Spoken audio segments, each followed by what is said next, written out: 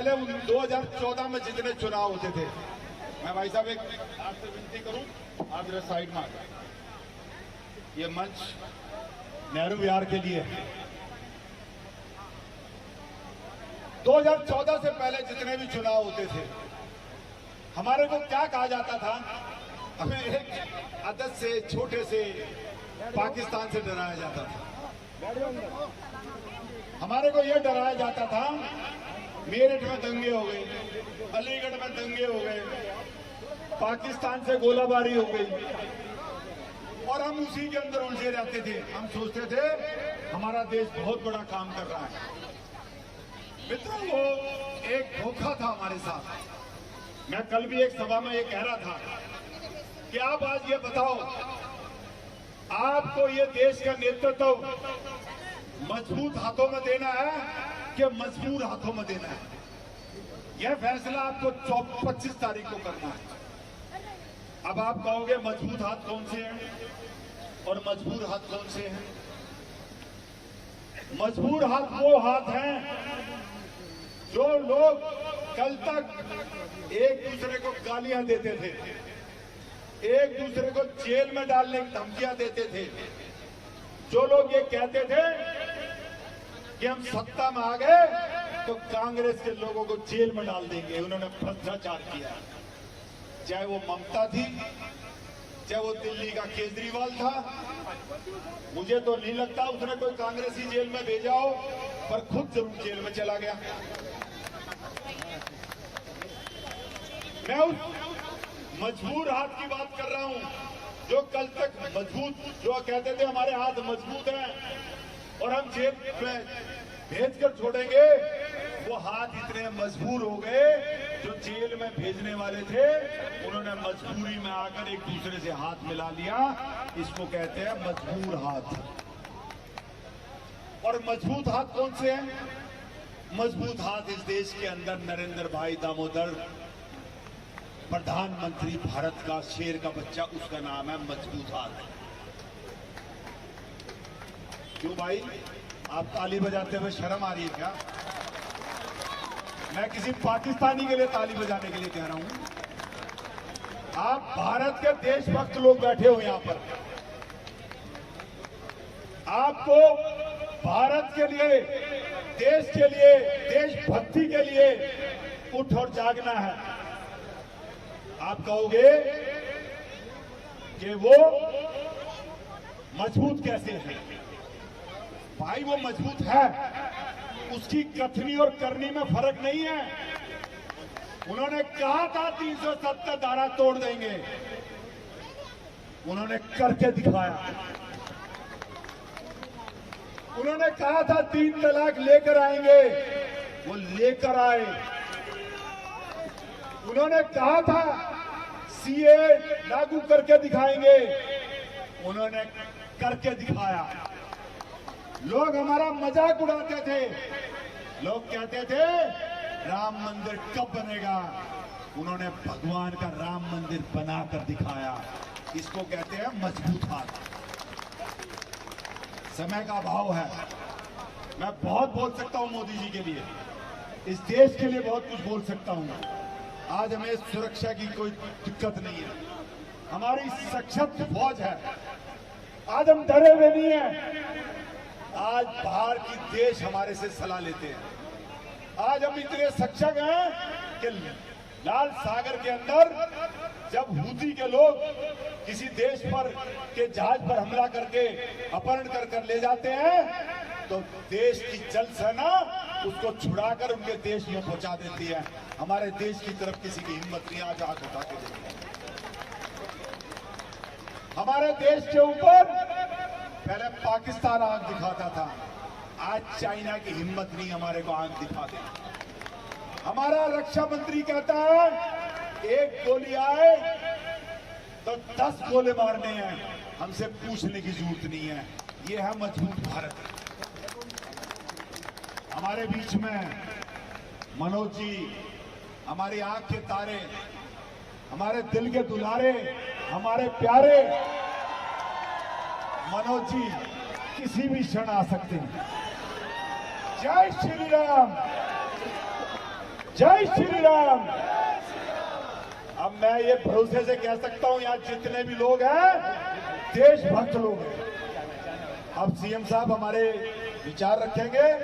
जय हिंद, जय भारत। भारत माता की। मैंने जैसा कहा था, ये मोदी जी है जहां परिवारवाद नहीं चलता, जहां एक गरीब का बच्चा एक प्रदेश का मुख्यमंत्री बनता है, कोई हमारे बीच में है मोहन यादव जी। मैं ज्यादा समय नहीं लूंगा क्योंकि मनोज जी भी आ रहे हैं। मैं मोहन जी से निवेदन करूंगा कि मंच पर आए और हमारे पास सुनील यादव जी भी हमारे बीच में हैं जो ओबीसी मोर्चा के अध्यक्ष हैं, उनका भी बहुत बहुत स्वागत है। सूर्य प्रकाश खत्री जी चुन्नी पहनाकर मोहन जी का स्वागत करेंगे। अच्छा मनोज जी आ गए।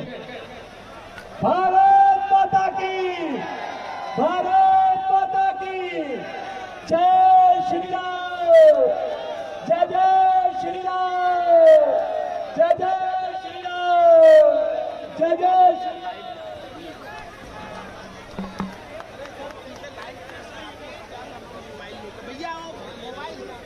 सूर्य प्रकाश खत्री जी मुख्यमंत्री जी का स्वागत करेंगे चुन्नी पहनाकर। संजय साहनी जी पटका पहनाकर, पटका पहनाकर, पटका दो, पटका दो, अभी नहीं, पटका पटका पटका पटका पहनाकर, हाँ पटका दो, पटका दो। अरे वो भाई बड़ा बड़ा पटका दो भाई भगवान। हाँ ये दो। मुख्यमंत्री जी का स्वागत करेंगे हमारे अतिथि हैं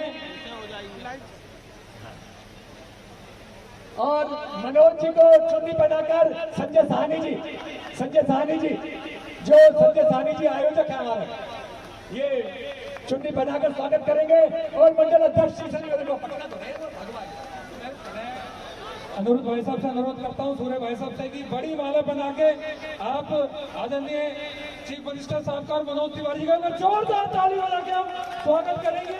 एक बार जोरदार ताली बजा के हमारे यशस्वी मध्य प्रदेश के मुख्यमंत्री मोहन यादव जी, हमारे तीसरी बार होने वाले सांसद आदरणीय मनोज तिवारी जी का हम स्वागत करेंगे। हमारे मंडलाध्यक्ष भाई विश्वनाथ झा जी भी पटका बना के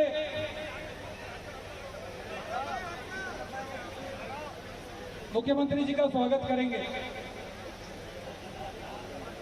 अब मैं अनुरोध करता हूं हमारे मध्य प्रदेश के यशस्वी मुख्यमंत्री आदरणीय मोहन यादव जी से आए और हम सबको अपनी ओर भाषण में हम सबको समय एक बार जोरदार ताली से स्वागत करेंगे।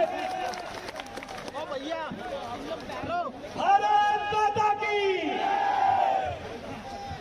हेलो, सामने ये डंडा ऊपर करके मत निकलो यार।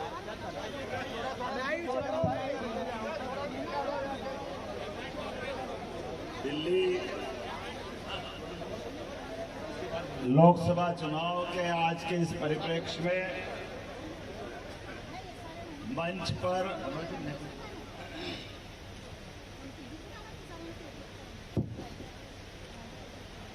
अभी अभी पधारे तीसरी बार के आपके प्रत्याशी श्री मनोज तिवारी जी, जोरदार ताली बजा करके स्वागत करें। मैं मनोज जी के लिए दूसरी बार आया हूं। गए चुनाव में भी यहां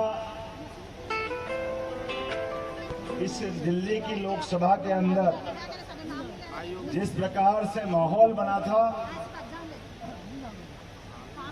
और अभी अभी मनोज जी के आने के बाद यहां जो स्पार्क हो रहा है, ये लग रहा है कि दिल्ली की हवा किधर बह रही है। एहसास हो रहा है मुझे, ये कड़कती बिजलियां आने वाली बारिश का एहसास करा रही है। मोदी जी के नेतृत्व में जिस प्रकार का वातावरण देश भर में बना हुआ है, मुझे इस बात की प्रसन्नता है। भाई मनोज जी के लिए एक बार जोरदार ताली बजा करके दोनों हाथ के साथ एहसास कराएं इस बात का। लगातार मैं भी 10-12 राज्यों से होते हुए दिल्ली के अंदर कल से आज तक ये चौथी सभा ले रहा हूं। और मनोज जी सही मानिए, ये हमारे आपके और इन सबके भाग्य का एक विशेष समय भी चल रहा है। पहले तो पूरे मंच के लिए जोरदार तालियां बजा दें सारे नेताओं के लिए जितने यहाँ मौजूद हैं। मैं बाबा महाकाल की धरती से आता हूँ, वहाँ का विधायक। इस बार हमारे लिए सौभाग्य की बात है, पहले बाबा महाकाल का जयकारा करें, बोले महाकाल महाराज की। और भगवान राम का आनंद पूरे देश में छाया हुआ है। लगभग 500 साल का संघर्ष, अयोध्या का वो धाम, माता सरयू के किनारे महाराज जनक का वो मंदिर जो सम्राट विक्रमादित्य ने 2000 साल पहले बनाया था। मुझे इस बात का गर्व है कि उज्जैन से उसका संबंध आता है। सम्राट विक्रमादित्य ने अच्छे काल में जाकर के वो मंदिर बनाया था। काल के प्रभाव में हम कमजोर हुए और कमजोरी के कारण से तथाकथित आतताइयों ने हमारे भगवान के मंदिर को नष्ट भ्रष्ट किया। लेकिन उस अतीत की गलती को वैसे तो ये 47 में ही सुधारा जाना चाहिए था, लेकिन कांग्रेस हमेशा से ये गलतियां करती रही है। अतीत के काल में भी देश आजाद हो गया, लेकिन अंग्रेज चले गए, कांग्रेस छोड़ गए। इसलिए कांग्रेस वो पूछे जो सीधी नहीं होती है, जब भी होती है कौन सा जानवर है जिसकी अपन भोगली में पूछ रखे और वो सीधी नहीं होती है। आप सब जानते हैं ये वर्तमान का समय है। मुझे इस बात की प्रसन्नता है, यशस्वी प्रधानमंत्री नरेंद्र मोदी के नेतृत्व में जो 500 साल का संघर्ष समाप्त होकर के भगवान राम के मुस्कुराने का मौका आया। मेरे साथ बोले जय जय श्री राम, जय जय श्री राम। और इस बदलते दौर में जब भगवान राम का मंदिर बना, कई सारे लोग ऐसे हैं आज भी जिनके दिमाग में ये कीटाणु आते रहते हैं कि भाई आप ये क्या कर रहे हो, कोर्ट का फैसला था। तो हमने कहा कोर्ट का फैसला तो था, लेकिन कोर्ट के फैसले के बाद भी एक कोर्ट ने, सुप्रीम कोर्ट ने पहले फैसला दिया 3 तलाक का फैसला, लेकिन 3 तलाक के फैसले में भी यही दिल्ली है और यही दिल्ली के अंदर कांग्रेस की सरकार थी और जितनी मेजोरिटी माननीय मोदी जी के नहीं थी, उससे ज्यादा 415 सांसदों की मेजोरिटी थी। लेकिन सुप्रीम कोर्ट के उस फैसले को उस समय भी बदल और भगवान अपने धाम में टेंट से निकल करके धूमधाम से अयोध्या में मुस्कुरा रहे हैं। ये अवसर हमको मिला। बोला जय जय श्री राम। पूरा देश आनंद में डूबा, पूरे देश ने मिठाई बांटी, घर घर दीपक जलाए, हर घर आनंद में डूबा। लेकिन इस जगह कुछ लोग ऐसे भी हैं। अब आप बताइए अयोध्या में कौन से भगवान पैदा हुए? बताना भैया, कौन पैदा हुए? आप बताओ कौन पैदा हुए थे? आप बताओ कौन पैदा हुए थे? आपके इस पश्चिम बिहार सहित दिल्ली के सब लोगों को मालूम है कि अयोध्या में भगवान राम पैदा हुए। नहीं मालूम तो एकमात्र कांग्रेस पार्टी वालों को उनको मालूम नहीं कि राम कहाँ पैदा हुए। मुझे लगता है कि ऐसा लगता है दुर्भाग्य के साथ कि वो केवल वोट के लालच में क्या क्या कर देते हैं, कितने प्रकार के। कांग्रेस के लोगों को याद रखना, इनने सुप्रीम कोर्ट में शपथ पत्र दे करके कहा कि भगवान राम का अस्तित्व नहीं है, उसका कोई जवाब नहीं है। लेकिन सुप्रीम कोर्ट के लिए तालियां बजाओ जोरदार तरीके से। पूरी बेंच ने एक साथ फैसला दिया कि हाँ भगवान राम अयोध्या में पैदा हुए, हाँ भगवान राम उस सरयू के किनारे अपना जन्म लेकर आए। और उसके बाद भी कांग्रेस ने सारे प्रयत्न कर लिए लगातार देश के अंदर। याद करो वो दिन भी जब कांग्रेस के शासन काल में भगवान राम का नाम लेते ये देश में दंगे कराते थे, कर्फ्यू लगाते थे। लेकिन मुझे इस बात की प्रसन्नता है कि भगवान राम के कारण से आज पूरा देश अप्रैल के महीने में धूमधाम से रामनवमी भी मनाता है और ईद भी मनाता है। जोरदार अभिनंदन करो मोदी जी के नाम पर। आज मैं महाकाल की नगरी से आता हूँ और बाबा महाकाल की नगरी तो वो स्थान है जहां हमारे अपने आराध्य बाबा महाकाल, पूरी दुनिया के काल निर्धारण की नगरी महाकाल, जो समय निर्धारण की नगरी के नाते से जाने जाते हैं, लेकिन बाबा महाकाल में भी भगवान मुस्कुरा रहे हैं। हमको मालूम, जो बनारस में आनंद आया, जो अयोध्या में आनंद आया, आप याद करो केदारनाथ, गंगोत्री, जमुनोत्री, सारे देवस्थान, और ये केवल देवस्थान पे भगवान नहीं मुस्कुरा रहे, सारी अर्थव्यवस्था बदल गई।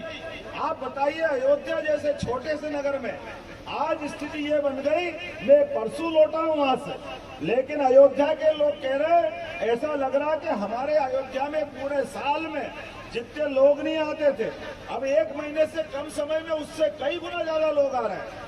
ठेले वाले, रिक्शे वाले, किराने वाले, पूरी अर्थव्यवस्था बदली।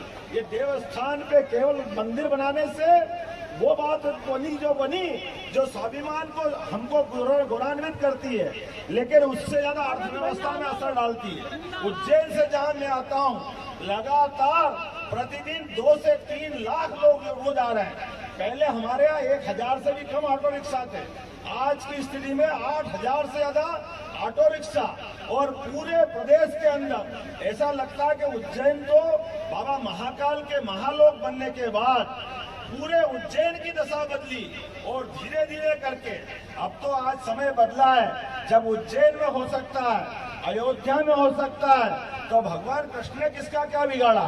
होना चाहिए कि नहीं होना है? जमुना जी के किनारे मैं तो जिस वंश से आता हूँ, मुझे इस बात की प्रसन्नता है, और जिन जिन के घर में भी गोपाल कृष्ण पे श्रद्धा है, मेरे साथ जयकारा लगाइए, बोले गोपाल कृष्ण भगवान की। ये वोट तो सबसे मांगने जाते, सारी पार्टी के लोग जाते हैं, लेकिन पता नहीं क्या भगवान राम के मंदिर का निमंत्रण इनको दिया तो निमंत्रण ठुकराते हैं। अब आप बताइए, हमारे लिए अपने घर के अंदर भी चाहे दुश्मन भी हो जाए, वो दुश्मन भी आके अपने को निमंत्रण दे कि मेरे घर में मेरे बेटे की शादी है, मेरे घर में अच्छा प्रसंग है, आओ आपको बुलाता हूँ, आपकी इच्छा हो या नहीं हो, आप कोई मना करोगे उसके मुंह पे? नहीं, हम तुम्हारे यहाँ नहीं आएंगे, हम नहीं आने वाले हैं। अरे बड़े दुर्भाग्य के साथ कहना पड़ रहा है, ये तो और बड़े वाले इतनी मोटी चमड़ी के हैं, इनने केवल बोला नहीं, लिख करके दिया कांग्रेस वालों ने कि हाँ हमको नहीं आना, हम नहीं आएंगे। अरे भगवान राम का निमंत्रण ठुकरा रहे हो, और वो भी इतनी बड़ी जनता जनार्दन के बीच, जब पूरा देश आनंद में डूबा। मैं मित्रों आपसे आह्वान करना चाहता हूँ, ये चुनाव इस बात का है, माननीय मनोज तिवारी जी का चुनाव नहीं है, देश के स्वाभिमान का चुनाव है। नरेंद्र मोदी जी का चुनाव इस मामले में और ज्यादा महत्व रखता है कि नरेंद्र मोदी वो शख्स है जिनने डंके की चोट सुप्रीम कोर्ट का निर्णय का पालन भी कराया, और इनके लाख मना करने के बाद भी देश के प्रधानमंत्री 56 इंच के सीने वाले पूरे देश के सामने भगवान राम का धाम जगमगाने के लिए हमारे सामने लोकार्पित किया। ये जो मौका दिया है, तो आने वाले समय में हमको सबको स्मरण करना है, जो राम का नहीं, वो जो राम का नहीं, तो आप और हम सब संकल्प करें, और एक नहीं, 2 नहीं, लंबी लाइन है। दिल्ली ये विद्यार्थियों की बड़ी नगरी है। मैं बताना चाहूंगा आपके सामने भी, शिक्षा मंत्री था मैं यहाँ के मुख्यमंत्री के पहले, लेकिन हमारे प्रदेश के अंदर मैं नरेंद्र मोदी जी का समर्थन वैसे ही नहीं कर रहा हूँ, लेकिन आज यहाँ हमारे पास समय की कमी है। मेरे मित्र मनोज तिवारी जी यहाँ हैं, जोरदार ताली बजाएं इनके लिए। और मैं आप सबसे अपील करता हूँ कि आने वाली चुनाव की तारीख को, 25 तारीख को आप और हम एक नया रिकॉर्ड बनाएंगे। उस नए रिकॉर्ड के बलबूते पर अभी तक के जितने वोट मिले, लेकिन अब हमको एक नया रिकॉर्ड बनाना, क्योंकि इस बार का चुनाव और मायने रखता है। 2014 का चुनाव आतंकवाद से मुक्त करने के लिए था, 2019 का चुनाव भगवान राम को मुस्कुराने के लिए दिया था, लेकिन 2024 का चुनाव भारत को तीसरे नंबर की अर्थव्यवस्था, दुनिया का सबसे मजबूत देश और भगवान कृष्ण का धाम जगमगाने के लिए हमको वोट देना। बोलो सब तैयार है? अपने हाथ की दोनों मुट्ठी बांधो और अपने हाथ पर मुष्टिका ले जा करके कहो, भारत माता की, भारत माता की, भारत माता की। बहुत बहुत धन्यवाद।